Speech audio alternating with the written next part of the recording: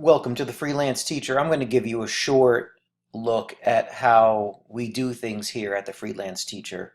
This is an SAT question, and what I've done is taken a bit from George Orwell, who writes, or I should say, who wrote at an SAT level, and to some degree wrote at a higher than an SAT level.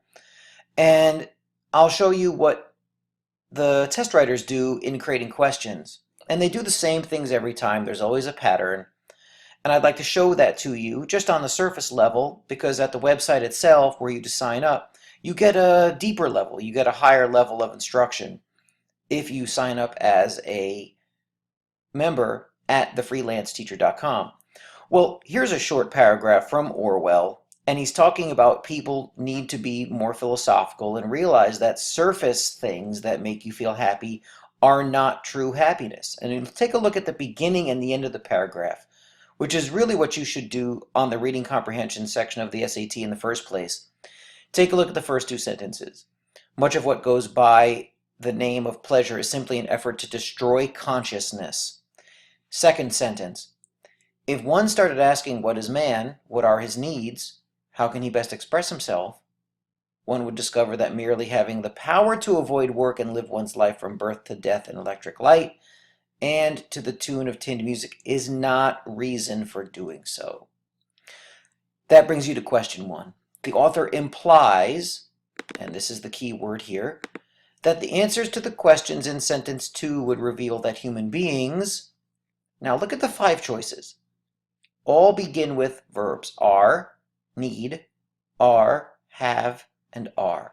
Only choice B has a different kind of verb. They need something that is an opinion type of structure, as opposed to the implication, this is the key word in the sentence, they have need to, or they are what? So when you take a look at the choices, you have a little bit more than maybe the student next to you trying to get into the same school. The author implies, that's opinion, and then you have statements, are less human, are being alienated, have needs, are always.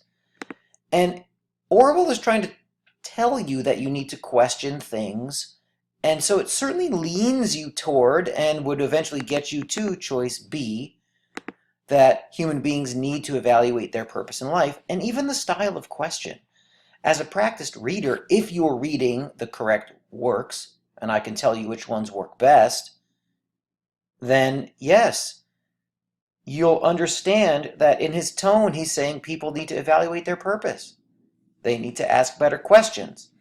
Move forward to number 2. The author would apparently agree that playing poker is, well, where is that? Oh, well, here's playing poker. It's the end of the paragraph. So he talks about this kind of philosophical bent, and then you've got, he would then learn that the highest happiness does not lie in relaxing, resting, playing poker, drinking, and making love simultaneously. So question 2, this is kind of a question that you're dealing with tone. What is the author's opinion? Right? George Orwell died a long time ago, but through his writing, what kind of opinion do you get to? And the author would then, as he's looking down on playing poker, it wouldn't be something positive, right? It would be something that would be negative, something that would be more in tune with what a person really needs to do. So playing poker is probably something that a man must learn to avoid, because it certainly isn't the idea of something that Orwell would say would allow or bring about true happiness. So you're going to need to be able to decipher tone, recognize the reading level, see what's in the questions themselves, see what's going on here, and then what style are the answers written in? What verbs do they use? Look at number 2, often, something, an example of, something, inhuman. Right, this is a pretty good practice question. It's not from the testing service itself. The best ones come from the College Board directly. But this one is pretty good. I can help you with this and more things at thefreelanceteacher.com. Take care.